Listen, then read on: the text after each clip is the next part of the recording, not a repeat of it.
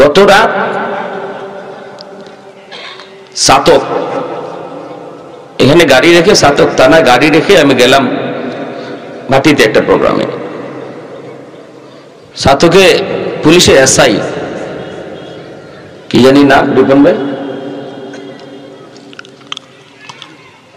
ভুলে গেছি, উনি ফোন দিছে, ফোন দিয়ে বলছে, রিপন ভাই ফোন দিয়ে বলছে হুজুর কখন আসবে, হুজুরের সাথে আমি একটু দেখা করব। আসলাম, দেখা করলো, কথার দ্বারা বুঝলাম যে ওনার সম্পর্ক শুধু আলেমদের সাথে।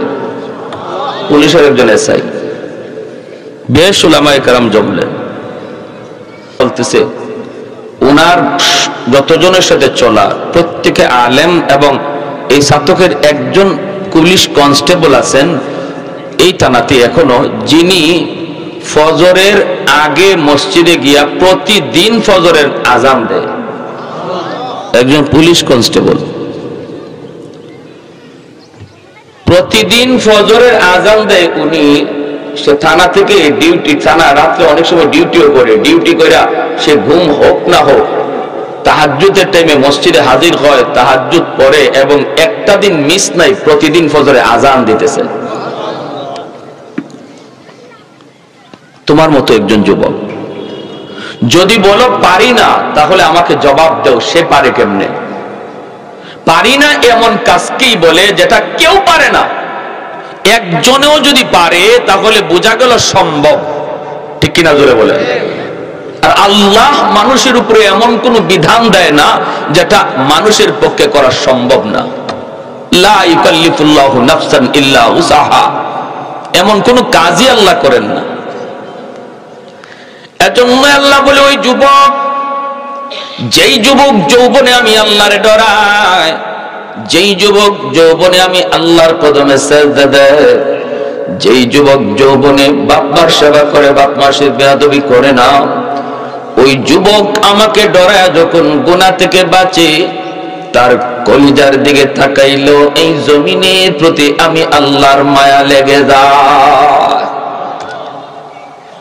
3 নম্বরে আল্লাহ পাক বলেন ঘরে ঘরে কিছু শিশু বাচ্চা আছে, ওই শিশু বাচ্চাগুলির উপরে কোনো ধরনের কোনো শরীয়তের বিধিবিধান নাই। আমার আপনার ঘরে কিছু শিশু বাচ্চা আছে, একদম নিষ্পাপ মাসুম, এদের উপরে নামাজের বিধিবিধান নাই, শরীয়তের কোনো বিধিবিধান চালু হয় নাই। এই বাচ্চাগুলি, এদের কোনো দোষ নাই, কোনো অন্যায় নাই, কোনো অপরাধ নাই। অপরাধ করলে করছে তার মা, গুনাহ করলে করছে তার বাবা। এই গুনার কারণে যদি গজব আর আযাব আসে, বাপ মার গুনার কারণে গজব আসতে চায়, কিন্তু আল্লাহ পাক বলেন ওই শিশু বাচ্চাটা, তার তো কোনো অন্যায় নাই, সেও গজবে শরীক হয়ে যায়, গজবের ভিতরে পড়ে যায়। ওই বাচ্চাটার দিকে তাকাইলো জমিনের প্রতি আমি আল্লাহর মায়া লেগে যায়। ওয়াল আনআমুরুত্তা, আল্লাহ পাক বলেন কিছু পশু পাখি, গরু ছাগল হাঁস মুরগি, ওদের উপরে শরীয়তের কোনো বিধিবিধান নাই। যদি আসমানি গজব, জমিনি গজব জমিনে নেমে আসে, তাহলে গরু ছাগল হাঁস মুরগি গুলি এরাও গজবে শামিল হয়ে যায়। এদের কোনো অন্যায় নেই, ওদের দিকে তাকাইলো জমিনের প্রতি আমার মায়া লাগে। এজন্য বলি যুবক, শিশু বাচ্চাগুলির মারধর করবা না, এদের মাসুমেরা নিষ্পাপ, ফেরেশতা সমতুল্য। তোমারে আপনারে আল্লাহ পাক খাওয়াইতেছে, আল্লাহ পাক বাঁচায় রাখছে ওই শিশু বাচ্চার খাতিরে। সুবহানাল্লাহ। অবুঝ ওই বাচ্চাটার খাতিরে আল্লাহ তোমারে খাওয়ায়, আমারে খাওয়ায়। আল্লাহ এখন আসমান থেকে বৃষ্টি নাজিল করে, জমিন থেকে ফসল উৎপন্ন হয়, এখনো নিয়ামত দিয়ে আল্লাহ ভরপুর করে রাখছে ওই শিশু বাচ্চার খাতিরে। এজন্য মারধর করবা না, গালি দিবা না, ধমক দিবা না, দুষ্টামি করলে একটু ভয় দেখাবা। ভাইরে মনে রাখবা, ওই বৃদ্ধ বাবাজিরে শ্রদ্ধা কর। যে বৃদ্ধ মানুষটা চুলদাড়ি পাকলো, কোমরে শক্তি হারায় গেল, এরপরও কষ্ট করে সেজদা দেয়, চেয়ারে বসে নামাজ পড়ে না, এখনো জমিনে কপাল ঠেকায় সেজদা দেয়, তার সেজদার দিকে তাকাইলো আল্লাহ জমিনের প্রতি তার মায়া লেগে যায়। সাদা চুল সাদা দাড়ি মানুষ আল্লাহর কাছে কত দামি। হযরত আলী রাদিয়াল্লাহু তাআলা আনহু মসজিদে নববীতে আল্লাহর নবী ইমাম, নামাজ দাঁড়ায় গেল। হযরত আলী ঘর থেকে বের হয়েছেন, নবীর পিছনে নামাজ পড়বেন।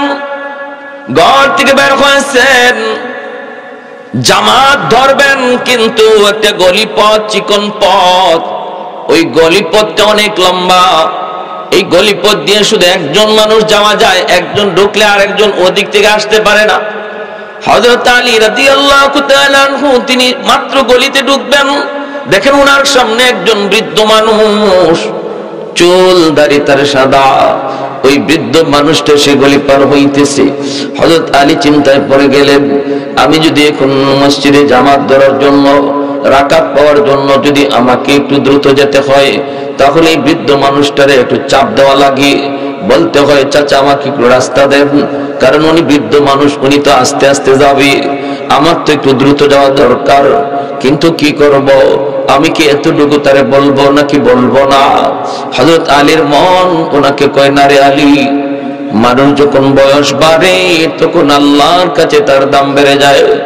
সাদা দাড়ি সাদা চুল নিয়ে যখন আল্লাহর কাছে হাত বাড়ায়, আল্লাহ পাকের তখন লজ্জা লাগে। এজন্য না, যারে আল্লাহ সম্মান দেয় তুমিও তারে সম্মান দাও। পিছনে পিছনে যেতে শুরু করলেন।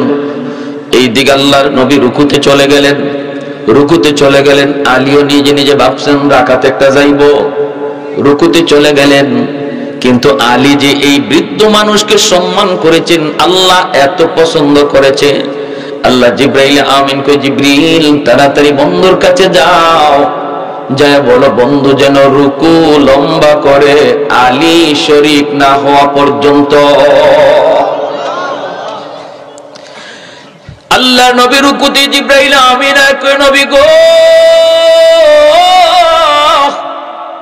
মাথা তুলবেন না, মাথা তুলবেন না, কারণ আপনার আলী এখনো নামাজে শরীক হতে পারে নাই। আমি না বলা পর্যন্ত মাথা উঠেন না, রুকু লম্বা করেন, এটা আমার আল্লাহর নির্দেশ। মায়ের নবী রুকু লম্বা করতেছেন, মনে মনে একটু গুসা আলীর উপরে, কিন্তু নামাজের ভিতরে জবাব তো কথা তো বলতে পারেন না। নামাজ পড়তেছেন পড়তেছেন, হযরত আলী আইয়া যেই রুকুতে শামিল হলেন, তখন জিব্রাইল কই, নবী এবার মাথা তুলেন, আলী আপনাকে রুকুতে পাইছে। রুকু পাওয়া মানে রাকাত পাওয়া, রুকু পাওয়া মানে, আমরা তো অনেকে নিজে নিজে রুকু ফিরে লাই। ইমাম সাহেব রুকু থেকে উঠে গেছেন, এরপরে দেখা যায় অনেকে মাসলা জানে না, হ্যাঁ নিজে নিজে রুকু ফিরা নামাজ ফাইলিছে, সওয়াজ দেয় না। একবারও যদি সুবহান রাব্বিয়াল আযীম বলার পরিমাণ সময়টুকু ইমাম সাহেবের রুকুতে না পান, তাহলে আপনার এই রাকাত পাওয়া হলো না। এটা আপনার পরে পড়তে হবে। নিজে নিজে পড়লে আবার এটা ইমামের পিছনে পড়া হয় কেমনে? নিজে নিজে পড়া কোনোদিন নামাজের ইমামের পিছনে রাকাত পাওয়া হয় না। আলী রাদিয়াল্লাহু তাআলা রুকু পাইছেন, নামাজ শেষ হলো, এরপরে আল্লাহ নবী মিম্বরে বসে ডাক দিয়েছেন, আলী এদিকে আও। গুসা আছে না, তোমার কারণে আজকে আমার অত সময় রুকু তাহল লাগলো। নবী ডাক দিয়ে জিজ্ঞাসা, দেরি হলো কেন আজকে? হযরত আলী বলেন, কই গো নবী, আমি তো আপনাকে রুকুতে পাইছি, দেরি হলো কই? আল্লাহ নবী কো, পাইছো না? পাইছো কেমনে পাইছো? হুশ আসেনি? কেমনে পাইছো? হুশ আছে? জিব্রাইল আমার রুকুর মধ্যে হ্যাং করায় রাখছে। মাথা তুললেন না, কারণ আলী এখনো আপনারা পাইছে না। হযরত আলী বলে, ইয়া রাসূলুল্লাহ, অত বড় ঘটনা ঘটে গেছে, এটা তো আমি বুঝতে পারছি না। বলি, এটা বুঝবা কেমনে? কিতা করছো এটা কও, কি হইছে? বলি, ইয়া রাসূলুল্লাহ, আমি টাইম মতোই বাইরেছি আপনার রুকুতে পাওয়ার জন্য বা নামাজ ধরার জন্য। গলির মধ্যে আয়া দেখি একজন মুরব্বী মানুষ সামনে পড়ছে। এখন চিন্তায় পড়ে গেলাম, আমি কি করবো? ওনার ফিসে ফিসে আঁকমো ধীরে ধীরে, আর যদি দাওয়ান লাগে ধীরে ধীরে আঁকলে আপনার রাকাত একটা ছুটবো, আমি রাকাত পাইবো না। আর যদি রাকাত ধরন লাগে, তাহলে ওনার একটু চাপ দেওয়া লাগে, চাচা একটু রাস্তা দেন, হয়ে যাওয়া লাগে। আমি চিন্তায় পড়ে গেলাম, কি করি? তখন মন বলে, মুরব্বীরেনও আল্লাহ সম্মান দেয়, তুমিও সম্মান দাও। সুবহানাল্লাহ। আজকে আমরা মুরব্বীর সাথে বেয়াদবি করে লাই। যুবক, মুরব্বীদের দোয়ায় তোমার ভবিষ্যৎ আলোকিত হবে, তোমার সামনের জীবনের পথগুলো আল্লাহ আসান করবে। ওই সাদা দাড়ি সাদা চুল মুরব্বীর দোয়ায়, তুমি তার সাথে চোখ লাল করে কথা কও। এই কথাই আল্লাহ বলেছেন, চোখ লাল করে কথা কওয়ার তো তোমার এখন টাইম, এটা টাইম তোমার, এটা তোমার বয়সে কয়, বয়সে করায়, তুমি করো না, বয়সে করায়। এজন্যই আল্লাহ নবী কইছে, এই বয়সে যারা হজম করতে পারে, হে এই বয়সে আল্লাহর ওলি হয়ে যায়। কারণ এই বয়সে হজম করাটা কঠিন, হজম করাটা কঠিন।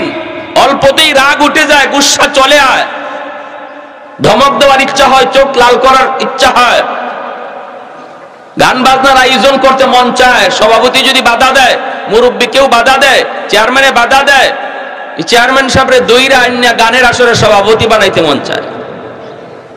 এমনও তো করে অনেক জায়গায়। বাধা যে দিছে, রাতের অন্ধকারে যায়, যে 10-12 জন একসাথে দইরা পিস্তল মুস্তল দেখায়া, তুমি না বাধা দিছো, কালকে গান হইতো না, বলে দিছিলাম তোরে বাবা, এখন কি হইছে, বলে কালকে তুমিই সভাপতি। এটা তোমারে করায় তোমার যৌবনে। এজন্য নবী কইছে, এই বয়সে হজম করাটা কঠিন বিধায়, যে হজম করতে পারে এর সাথে সাথে আল্লাহর ওলির তালিকায় নাম উঠে যায়, নাম উঠে যায়। কচকচে টাকা, কচকচে টাকা আর শক্তি যার আছে, সে ওই সুদের ব্যবসা করার চিন্তা করে। সুদ খাওয়া হালাল না হারাম? আওয়াজ আসতে কেন, আরো আসতে কোন? সুদ খাওয়া হালাল না হারাম? খালি হারাম। সুদখোর সুদ খাওয়া হারাম জানার পরেও যদি সুদ খায়, তাহলে আল্লাহর কোরআন বলে সে চিরস্থায়ী জাহান্নামী হয়ে যাবে, জাহান্নাম থেকে আর উঠবার সুযোগ নেই। এত কঠিন হারাম সুদ খাওয়া। আল্লাহর নবী দেখছেন মেরাজের রজনীতে জাহান্নামে সুদখোর একদল মানুষের বুতুনহুম কাল বুয়ুত ফিহাল হাইয়া তুরা মিন খারিজ বুতুনহিম, পেট ভরা সাপ কিলবিল কিলবিল করতেছে, নাক দিয়া মুখ দিয়া ছিদ্র দিয়া, কানের ছিদ্র দিয়া সাপ বেরিতেছে। জিব্রাইল আমিনকে বলেন, ভাই জিব্রাইল, মান হাউলাই? জিব্রাইল আমিন বলে, হাউলাই আকালাতুর রিবা। নবী গো, এরা আপনার উম্মতের ওই সমস্ত মানুষ যারা সুদ খাইতো। সুদ খায় কেডা? যে সুদের টাকা দেয় এ খালি সুদখোর না, যে সুদের টাকা আনে হেও সুদখোর। লানা রাসূলুল্লাহ সাল্লাল্লাহু আলাইহি ওয়াসাল্লাম আকিলার রিবা ওয়া মুকিলাহু ওয়া কাতিবাহু ওয়া শাহিদাইহি। যে সাক্ষী থাকে এও সুদখোর, যে লেখে লেখে লেখে এও সুদখোর। তাহলে সুদখোর কয়জন হইল? কয়জন হইল? 4 জন। যে দিল, যে আনলো, যে সাক্ষী থাকলো, যে লেখলো। এজন্য সুদের লেনদেনের কথাবার্তা হইতেছে, এটা যদি আপনি শুনেন আর এখানে থাকেন, দৌড় দিয়া বাইরিবেন, আস্তে আস্তে না, দৌড় দিয়া বের হইবেন, যেন এখানে আগুন লাগছে এভাবে বের হইবেন, নাইলে আপনিও সাক্ষীর খাতারে পড়ে যাইবেন। যদি বুঝেন যে এখানে সুদের আলোচনা হইতেছে, 10,000-এ 15,000, 20,000-এ 25,000 আসেনি না নাই? এখন আর ধনী করে না, এখন গরিবেও লাগায়, গরিবের ঘরেও এখন সুদ ঢুকে গেছে। বেটাইনতে খালি খায় না, বেটিনতেও লাগায়। 5,000 আইলেই কয় লাগাইলা, 10,000 টাকা তো আইলেই কয় লাগা। আর এর দ্বারা কি হইতেছে, এখন ঘরের ভিতরে গজব, রহমতের দরজা বন্ধ, গজবের দরজা খোলা, রহমতের দরজা বন্ধ। ঘরে অশান্তির শেষ নাই, স্বামী স্ত্রীর মধ্যে মিল নাই, বাপ বেটায় মিল নাই, ভাই ভাই মিল নাই, খালি দ্বন্দ্ব আর দ্বন্দ্ব, খালি আগুন আর আগুন। সর্বদিক দিয়ে হুজুরে পানি ভরা, হুজুরে পানি ভরা যায় কই? ঘরে অশান্তি দূর হয় না। ঘরে অশান্তি দূর হইব কেমনে? হুজুরে যে পানি ভরা দেয়, এই পানি ভরা আল্লাহর কোরআন পড়ে ফু দেয়। কোরআন তো গজবের দরজা দেয়, ঢুকে না, রহমতের দরজা খুঁজে গিয়া দেখে আপনার ঘরে রহমতের দরজা বন্ধ। কোরআন তেলাওয়াত হয় না মাসে একবার, কিন্তু সুদের টাকা ঢুকতেছে মাসের মাস, সুদের টাকা ঢুকতেছে। তোমার ঘরে কোরআন তেলাওয়াত হয় না দিনও একবার, কিন্তু প্রতিদিন টাইম মতো টেলিভিশন চলতেছে, মোবাইলে নাচ গান বাজতেছে। মুসলমানের রহমতের দরজা বন্ধ হয়ে গেছে, গজবের দরজা খোলা। এজন্য এখনকার হুজুররা পানি ফোড়া আর তাবিজ ফোড়া দিলে কাম হয় না, কারণ ঘরে গিয়া দেখে আপনার ঘরের দুয়ার খোলা নাই, রহমতের দরজা লাগাইল আর গজবের দরজা বন্ধ। আগের যুগের হুজুরদের ফুতে কাম হইতো, এখনের যুগের হুজুরদের কি হইলো? আগের যুগের হুজুরদের ফুতে কাম হইতো, কারণ মুসলমানের ঘরে রহমতের দরজা আগে খোলা আছিল। ফজরের পরে কোরআন তেলাওয়াতের আওয়াজ প্রতিটা ঘর থেকে শোনা যাইত। আমি একটা বাস্তব ঘটনাও শোনাই। আমার বাড়ি হবিগঞ্জ, ঢাকা। হবিগঞ্জের একটা উল্লেখযোগ্য একটা বাজার, নাম বলবো না, আজ থেকে আরো 30 বছর আগের একটা ঘটনা। ওই বাজারে একজন মার্কা মারা সুদ করেছিল, সুদের ব্যবসা করত। মরার আগে তার পেটটা এত বড় হয়ে গেছে, আমার দাদারা বলছেন তার পেট এত বড় হয়ে গেছে। তখন সিলেটের খালিক ডাক্তার সাহেব জীবিত, মুরব্বীরা নাম শুনছেন না, নিরাময় পলিক্লিনিকের মালিক, ওনার হাসপাতালে নিয়ে যাওয়া হলো। মেশিন লাগায় উনি কয়, কে তোমরা সাথে আইছো? তাড়াতাড়ি করে তাকে আমার হাসপাতাল থেকে বিদায় করো। আমার মেশিনে তার পেটে এমন এক সাপ ধরা পড়েছে, আমি জীবনে এমন সাপ দেখি নাই। ইন্ডিয়ার মাদ্রাজ নিয়ে যাওয়া হয়েছে, মাদ্রাজ। ওইখানে ডাক্তাররা কয় আমাদের দ্বারা সম্ভব নয়, পেটের সাপ লইয়াই তার মরণ হয়েছে। কবরও তারে পেটে সাপ নিয়ে কবরে রাখা হয়েছে। এই যুবকের জন্য বলি, কার জন্য কি করতেছো, কার জন্য কি করতেছো? মাত্র অল্প কাটা টাকার লোভে পইরা যেই মানুষটা ঘরের ভিতরে হারাম টাকা ঢুকাইল, এই হারাম টাকা দ্বারা এক বল ভাত হইল, এরকম ভাবে এক বল দুই বল ভাত হইল। এই ভাতটা সব একা সে খাবে না, খাইবে সে 1 প্লেট 2 প্লেট আরো 10 প্লেট খাইব তার মা বাবা ভাই বোন আত্মীয় স্বজন। কিন্তু কিয়ামতের ময়দানে আল্লাহ পাক পুরাটা ভাতের হিসাব তার কাছ থেকে একা নিব। তুমি দিবা, খাইছে 10 জন, হিসাব দিবে একজন, খাইছে 10 জন, হিসাব দিবে একজন। হারাম টাকা দিয়ে যে ঘর বানাইলো, থাকবো 10 জন, হিসাব দিব একজন। এটা জানার পরেও যে সুদ খায়, বলুন সে বুদ্ধিমান না বোকা? আরো যেরকম বুদ্ধিমান না বোকা? এজন্য বলি যুবক, একটু দিলটারে বুঝাও না। না, হারামে আরাম, জোরে বলেন, হারামে আরাম নাই, হারামে আরাম নাই, আরাম নাই। এই হারাম টাকা দিয়া সন্তান লালন পালন করবা, এই সন্তানই তোমাকে সবার আগে ঘর থেকে বের করবে। হারাম টাকা দিয়া ঘর বানাইবা, এই সন্তানই সবার আগে তুমি বাবার খানা বন্ধ করবে। হারাম টাকা দিয়া সন্তানরে খাওয়াইবা, এই খানা তোমার সবার আগে সন্তানে বন্ধ করব। হারাম টাকা দিয়া ঘর বানাইছো, এই সন্তানই তোমাকে এই ঘর থেকে বের করবে। এই ঘরের ভিতরে আরাম নাই, এই খানার মধ্যে আরাম নাই। এজন্য আল্লাহর দোহাই, আল্লাহর দোহাই, ব্যবসা করো, ব্যবসা করা আমার মায়ের নবীর বহুত বড় সুন্নত। অল্প কামাই হোক, আল্লাহ এর ভিতরে বরকত দিবে। কম রুজি যদি হয় আর হারাম পথে কেউ না চলে, আল্লাহর দেওয়া কম রুজি, আল্লাহর দেওয়া কম রিজিক পায় যে আল্লাহর উপরে খুশি, আল্লাহ তার অল্প আমলের উপর আল্লাহও খুশি। এটা আল্লাহর নবী বলেছেন। রিজিক দেন আল্লাহ, যারে আল্লাহ রিজিক কম দেন এরপরে আল্লাহর উপরে খুশি, নারাজ না।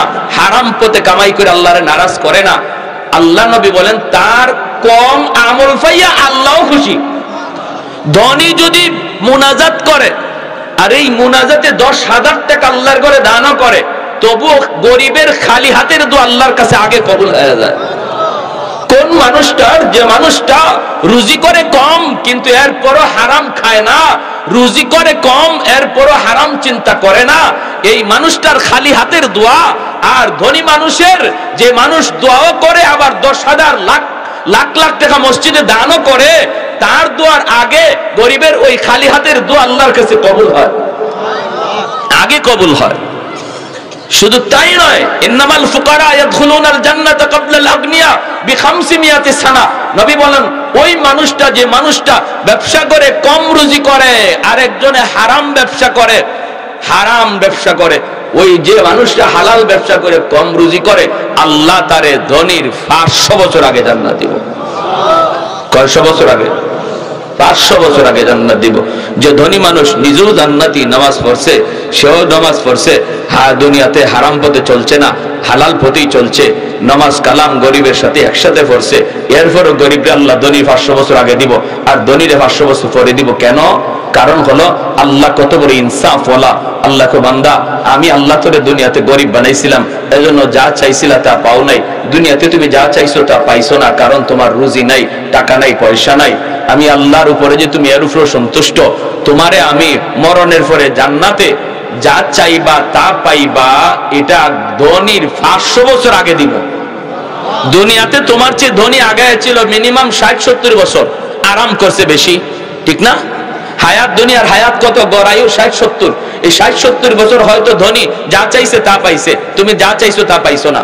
কিন্তু পরকালের ময়দানে আমি আল্লাহ কেমন ইনসাফ করে, আল্লাহ 60-70 বছর আগে দিত না, ধনীর 500 বছর আগে তোমারে দিবে। 500 বছর আগে তুমি দুনিয়াতে সবর করছিলা, এর প্রতিদান। এজন্য আল্লাহ বলছে, যুবক যদি যৌবনে আমি আল্লাহরে ডরাও, তোমার ওই ডরের দিকে তাকাইয়াই তুমি যে আমারে ডরাইয়া গুনাহ থেকে বাঁচো, এই খেয়াল কইরেই আমি আল্লাহ এই জগৎ টিকায় রাখছি। জোরে কর সুবহানাল্লাহ। যদি 4 শ্রেণী জমিনে না থাকতো, লা জাআলতুস সামাআ হাদিদা, আল্লাহ বলেন আসমানকে আমি আল্লাহ লোহা বানায় দিতাম। ওয়াল আরদা খাফসাফা ওয়াত তুরাবা রামাদা, জমিনকে আমি তামা বানায় দিতাম, তামা। ওয়ামা আনজালতু মিনাস সামাই কাতরা, আল্লাহ বলেন এক ফোঁটা রহমতের বৃষ্টি জমিনে নাজিল হতে দিতাম না। ওয়ামা আমবাততু মিনাল আরদি নাবাতা, একটা শস্যের দানাও আমি জমিনে উঠতে দিতাম না। বাল আনজালতু আলাইকুমুল আযাবা সাব্বা, পর শুধু জমিনে গজব আর গজব নামতো, শুধুমাত্র এই 4 শ্রেণীর কারণে। এজন্য বলি যুবক, তোমার পায়ে ধরে বলি, হাত ধরে বলি, যুবক একটু খেয়াল করো, নিজের একটু বুঝাও। তোমার যে সময়টা তুমি পার করতেছো, এই সময়টাতে আল্লাহর ওলি হওয়ার টাইম যাইতেছে, তোমার এই সময়টাতে আল্লাহরে খুশি করার টাইম যাইতেছে। এখানে বইয়ে যদি দিলে দিলে কথাটা নিয়ত করো, মালিক আমি আর তোমারে নারাজ করবো না, আল্লাহ আমি যে তোমারে খুশি করবো। চিন্তা করি বৃদ্ধ বয়সে, এই বয়স তো আমার অমুক বন্ধু পায় নাই, আমার অমুক আত্মীয় পায় নাই, আল্লাহ কখন আমার সাথে আজরাইলের সাক্ষাৎ হয়, মালিক আমি আর তোমারে নারাজ করবো না। এই কথাটা এমপির হাত ধরে বলতে হবে না, চেয়ারম্যানের কাছে যাও বলতে হবে না, মসজিদের ইমামের কাছে যাও বলতে হবে না। এখানে বৈশা দিলে দিলে যদি এই কথাটা কো, আল্লাহ যা করেছি ভুল করেছি আর করবো না, মালিক আল্লাহ তোমার দিলের কথাটা শুই না। মুহূর্তের ভিতরে তোমার নাম বসার আগে ছিল গুনাহগারের খাতায়, দিলে দিলে তওবার নিয়ত করা মাত্রই আল্লাহ উঠায়া দেব ওলির খাতা। আল্লাহ বানাইছেন কুন ফায়াকুন বইলা, জমিন আল্লাহ বানাইছেন কুন ফায়াকুন বইলা, ফেরেশতা আল্লাহ বানাইছেন কুন ফায়াকুন বইলা। কিন্তু আমারে আপনারে আল্লাহ পাক কুন ফায়াকুন বলে বানায় নাই। আমাকে আপনাকে যখন আল্লাহ বানাইছে, আল্লাহ বলে খালাকতু বিয়াদাইয়া, আমি আমার নিজের হাত দিয়া বান্দা বান্দিরে বানাইছি। কারণ এই চেহারার মধ্যে এত দামি কপাল, এই কপাল আমি আল্লাহ বানাইছি আমাকে সেজদা দেওয়ার জন্য। ফেরেশতাদের হাতে বানাইলে হয় না, এজন্য আমি নিজের হাতে বান্দার কপালটা বানাইছি। সুবহানাল্লাহ, আওয়াজ দিয়া বলো সুবহানাল্লাহ। যেই কপাল আল্লাহ আল্লাহর কদমে সেজদা দেওয়ার জন্য বানাইছে, আজকে ওই কপালটা তোমার সেজদার কাজে লাগে না রে যুবক, একটু নিজের বুঝাও। আল্লাহ বলে, জানো নি রে জমিন, 4 দল যতদিন পর্যন্ত এই জমিনে থাকবে, ততদিন পর্যন্ত আমি আল্লাহ জমিন টিকা রাখবো। লাউলা মাশাইখু রুক্কা ওয়াশ-শাবাবু খুশশা ওয়াল আতফালু রুদ্দা ওয়াল আনআমু রুত্তা লাজআলতুস সামাআ হাদিদা ওয়াল আরদা খাফসাফা ওয়াত তুরাবা রামাদা ওয়ামা আনজালতু মিনাস সামাই কাতরা ওয়ামা আমবাততু মিনাল আরদি নাবাতা বাল আনজালতু আলাইকুমুল আযাবা সাব্বা। আল্লাহ বলে, 1 নাম্বার হলো এই জমিনের ভিতরে আমার কিছু বান্দা বান্দি আছে বয়স্ক, চুলদারি তাদের সাদা হয়ে গেছে, কোমরে তার ব্যথা, হাঁটুতে তার ব্যথা, রুকু করতে তার কষ্ট হয়, সেজদা দিতে তার বড় কষ্ট হয়। কিন্তু এরপরও আমার বান্দা আমার বান্দি কষ্ট করে করে যখন আমাকে সেজদা দেয়, তখন তাদের সেজদার দিকে তাকাইলে এই জমিনের প্রতি আমার মায়া লেগে যায়। আল্লাহ বলে, 2 নম্বর হলো ওয়াশ-শাবাবু খুশশা। এই জমিনের ভিতরে আমি আল্লাহ যখন দেখি কিছু যুবক যৌবনের পাগলামি করে না, চাইলে গানের আয়োজন করতে পারতো, চাইলে যাত্রার প্যান্ডেল বানাইতে পারতো, কিন্তু আমি যখন দেখি না না, আমি আল্লাহর কালামের প্রেম তাদের অন্তরে, আমি যখন দেখি কোরআনের ভালোবাসা তাদের অন্তরে, আমি যখন দেখি মাকে মা কয়া ডাকে, আব্বারে মুখ বইরা আব্বা কয়া ডাক দেয়, আমি আল্লাহকে খুশি করার জন্য, আমি যখন দেখি নামাজের টাইমে তার মসজিদে, আমি আল্লাহ যখন দেখি তার মুখে আমার নবীর সুন্নাত দাড়ি দেখা যায়, অথচ যুবক যৌবনে দাড়ি না রাইকা গুনাহ করার কথা, যে কোনো অন্যায় কাজে যাওয়ার কথা, দিলের ভিতরে দুনিয়ার নাপাক প্রেম ভালোবাসা জন্মায় না, অন্তরের ভিতরে আমি আল্লাহর প্রেম তার অন্তরে জমায় নেয়। ওই যুবকের দিকে যখন আমি তাকাই, তখন এই গুনাহগার জমিনের প্রতি আমার মায়া লেগে যায়। আল্লাহ পাক কয়ার পরে কিছু ঘরে ঘরে কিছু শিশু আছে, ওয়ালা তুফালু রুদ্দা, প্রতিটা ঘরে ঘরে কিছু শিশু বাচ্চা আছে যাদের উপরে নামাজ ফরজ হয় নাই, রোজা ফরজ হয় নাই, হালাল হারাম নাই। এই শিশু বাচ্চাগুলি এরা নিষ্পাপ, এরা অবুঝ, এরা মাসুম। গুনাহ করলে করছে তার মা, গুনাহ করলে করছে তার বাবা, গুনাহ করলে করছে তার ভাই, করছে তার বোন। তাদের গুনার কারণে জমিনে গজব আসতে চায়, কিন্তু যখন ওই ঘরের শিশুগুলার দিকে আমি আল্লাহ তাকাই, তখন দেখি গজবের ভিতরে বাচ্চাগুলো পইরা যায়, অথচ এই শিশু বাচ্চাগুলির কোনো দোষ নাই, কোনো অন্যায় নাই, কোনো অপরাধ নাই। তখন তাদের দিকে তাকাইলো এই জমিনের প্রতি আমার মায়া লাগে। এ যুবক, শিশুগুলারে তুমি ধমক দিও না, মাইরো না, শিশুদেরকে মায়া কইরো, কারণ এদের উসিলায় আল্লাহ তোমারে আমারে বাঁচায়া রাখছে। যেই পরিমাণ গুনাহ তুমি আমি করি রে যুবক, আল্লাহ পাক আমাদের রিজিক বন্ধ করে দেওয়ার কথা, কিন্তু এই করে রিজিক আসতেছে একটা ছোট্ট মাসুম বাচ্চার কারণে। সুবহানাল্লাহ, একটু আওয়াজ দিয়া কও সুবহানাল্লাহ, আর একটু জোরে মালিককে খুশি করো সুবহানাল্লাহ। অতএব শিশু বাচ্চাগুলার উপরে অন্যায় আচরণ কইরো না, সে যেই হোক, তোমার আপন হোক, তোমার আত্মীয় হোক, শিশু দেখলে পরে মায়ার নজরে তাকায়ও, কারণ তুমি আমি গুনাহগার, তোমার আমার গুনার কারণে জমিনে গজব আসতে চায়, কিন্তু ওই শিশুটার কারণে আল্লাহ গজব থেকে তোমারে আমারে বাঁচায়।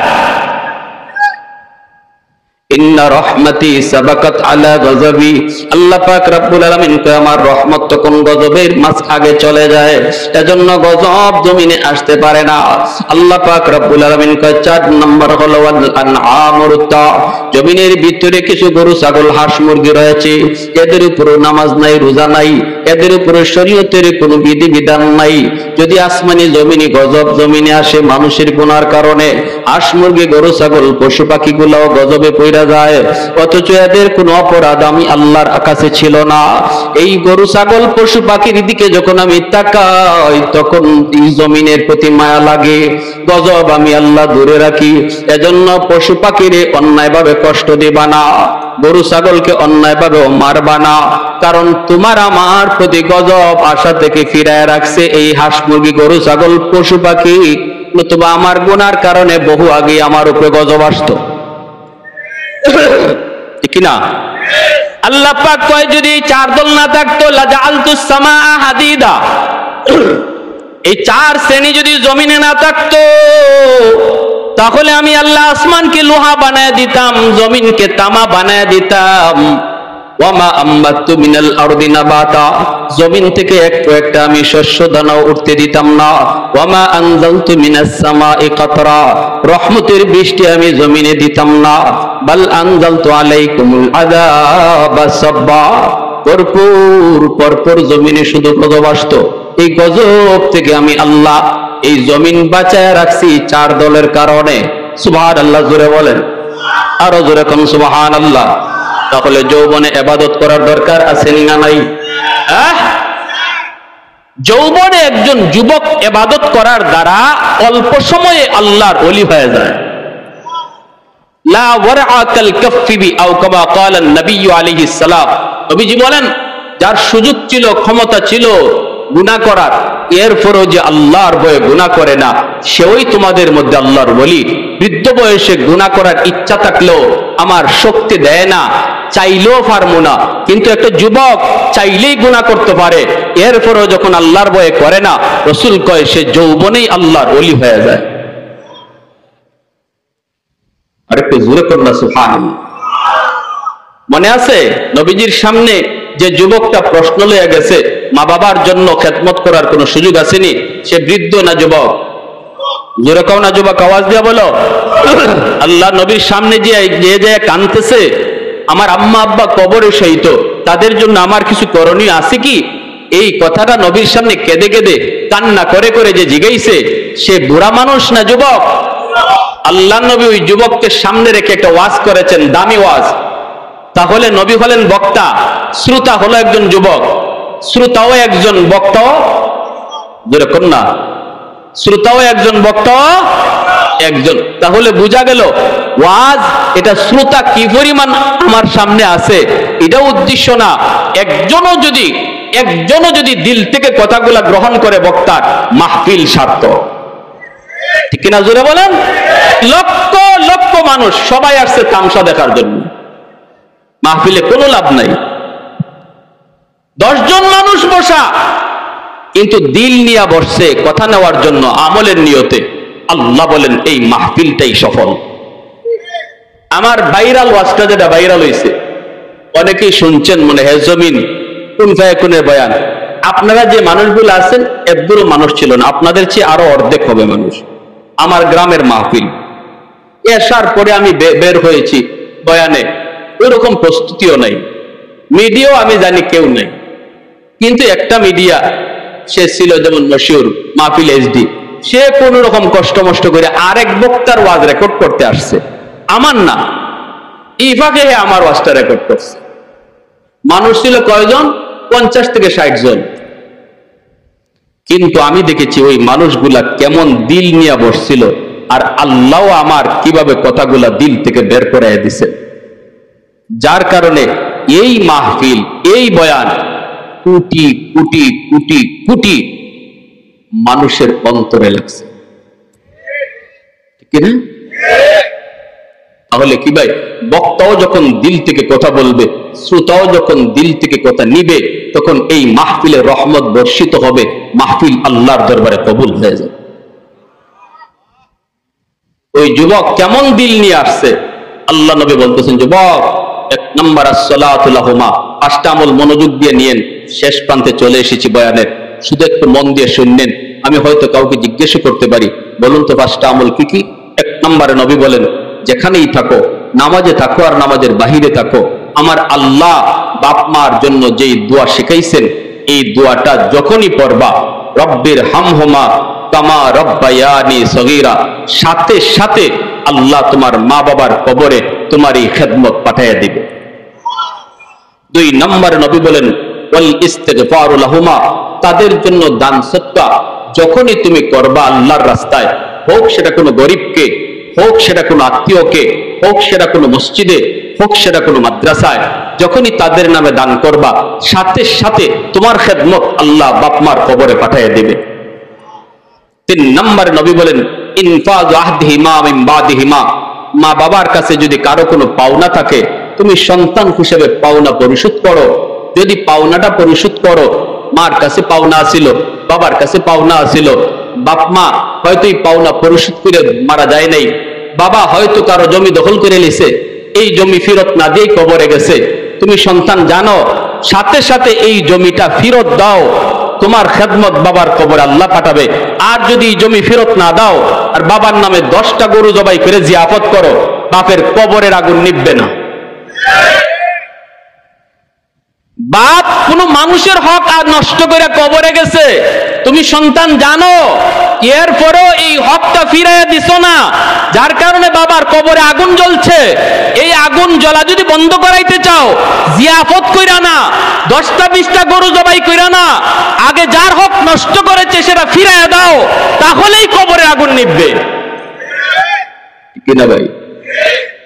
বাবা যদি তোমার চাচাদের হক না নষ্ট করে থাকে, আত্মসাৎ করে থাকে, ঠকায়া থাকে, তুমি তাড়াতাড়ি করে চাচার হক ফিরাইয়া দাও, চাচার হক ফিরাইয়া দাও, নয় বাবার আগুন নিভবে না। চাচা না থাকলে চাচা তো ভাই বোনকে ডাকো। তুমি যদি জানো তোমার বাবা তোমার ফুফিদেরকে আল্লাহ কর্তৃক বন্টন অনুযায়ী সম্পদ দেয় নাই, বাবা নিজেই ভোগ দখল করেছে, তোমার দাদার সব সম্পদ তোমার ফুফুদেরকে দেয় নাই। জিয়াফত পরে করো, জিয়াফতে আগুন নিভবে না, ফুফুদেরকে ডাকো, না থাকলে ফুফাতো ভাই বোনকে ডাকো, দেখকে আল্লাহ যেভাবে বাদ দিয়েছে এইভাবে বাদ করো, নয় আগুন নিভবে না, আগুন নিভবে না।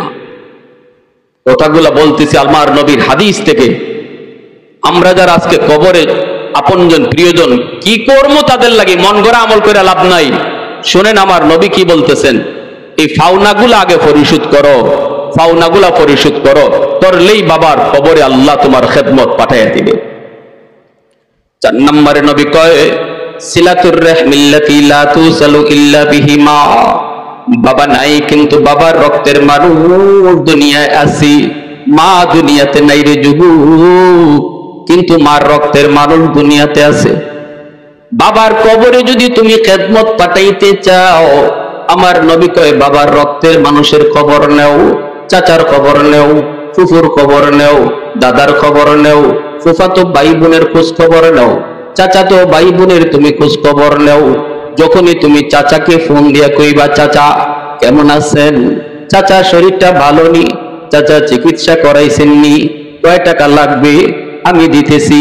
আমার নবী রহমতের নবী কয় ফোনটা তুমি চাচারে দিছো না রে যুবক, ফোনটা যেন কবরে বাবারেই লাগাইছো। ফুফুর একটা খবর নিতেছো, ফুফু কেমন আছো, আজকে আমার আব্বা নাই কিন্তু ফুফু তোমারে দেখলে আব্বার কোথায় ইয়াদ হয়। নবী কয় ফুফুরে ফোন দিছো না যেন বাবার কবরেই ফোন লাগাইছো। ফুফুরে জিগাইতেছো ফুফু কেমন আছো, নবী কয় না তুমি আব্বার এই জিগাইতেছো আব্বা তুমি কবরে কেমন আছো। মা দুনিয়াতে নাই কিন্তু মার রক্তের মানুষ যারা দুনিয়াতে আছে যুবক, মা রক্তের মানুষ হলো মামা, মার রক্তের মানুষ হলো খালা, মার রক্তের মানুষ হলো নানা, নানার বাড়ির মানুষগুলার সাথে তুমি সুসম্পর্ক রাখো, তাদের খোঁজ খবর তুমি রাখো। যখনই তুমি ফোন দিয়া কইবা মামা কেমন আছো, খালা তুমি কেমন আছো, রসুল কয়ে যেন মার কবরে ফোন লাগাইছো। মনোযোগ দিয়া শোনো আল্লাহ নবীর কথা, আমার নবীর কথা দেখেন, নবীর কথা কত দামি, আল্লাহু আকবার জোরে কর। 5 নম্বরে আমার রসুল কয় ইকরামু সাদিকিহিমা মিন বাদিহিমা। মা নাই বাবা নাই কিন্তু দেখো মার বান্ধবী আসেনি, বাবার বন্ধু বান্ধব আসেনি। বাবা যাদের সাথে দুনিয়ায় চলতো ওই মানুষগুলাকে যদি তুমি পাও তাহলে বাবার মতো শ্রদ্ধা কইরো, সালাম দিও। 1 কাপ চা খোয়া কইও চাচা একটা চা খায়া যান, কত আমাদের বাড়িতে আইছেন আব্বা থাকতে, আজকে আব্বা নাই আপনি আসেন না, চাচা একটা চা খায়া যান। আমার রসুল কয় যদি ওই বাবার বন্ধুরে তুমি 500 টাকা দাও, ঈদের দিনে তুমি একটা লুঙ্গি দাও, যেন তুমি বাবার এই কবরে লুঙ্গি পরাইছো। সুবহানাল্লাহ জোরে কর।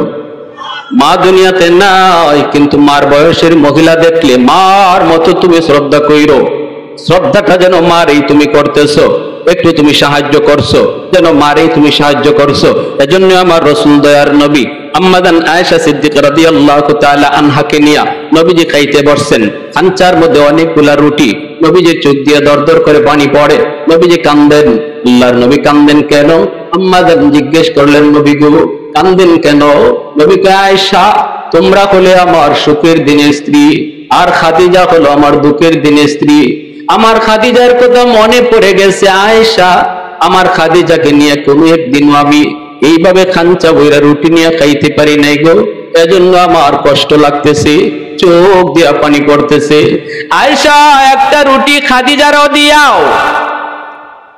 আম্মাজান কয় নবী গো খাদিজা তো কবরে, কেমনে রুটি দেব? শুনলেন নবী কি কয়?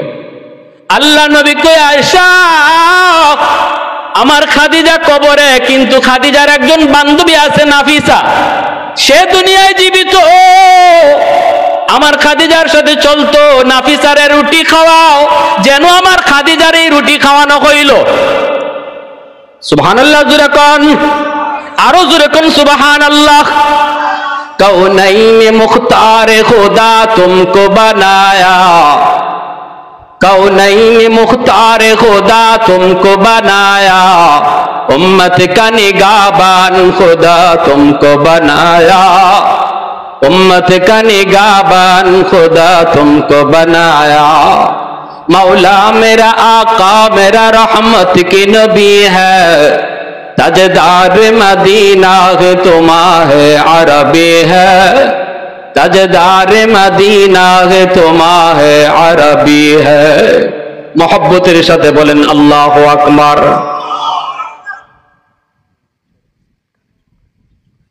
বাপমার নামে দান সদকা করলে বাপমার কবরে যায়নি না যায় না? জোরে বলেন এটা কার কথা? আমার কথা না নবীর কথা? জোরে বলেন আমার কথা না নবীর কথা? ভাইয়েরা বন্ধুরা, জন্য একজন ভাই হাতটা জাগান সবার আগে। মা বাবা যদি দুনিয়া থাকে আল্লাহ যেন নেক হায়াত বাড়ায় দেয়, বাপ মার দিন যেন আমার প্রতি আল্লাহ খুশি করে দেয়, কবরে থাকলে যেন আল্লাহ কবরে পৌঁছায় দেয়। এমন একজন সন্তান মার নামে বাবার নামে সবার আগে বলো 1000 টাকা কে দিবা আল্লাহর রাস্তায়? একটু হাতটা জাগাও। মাশাআল্লাহ 4 জন ভাই হাত দেবে। কি নাম?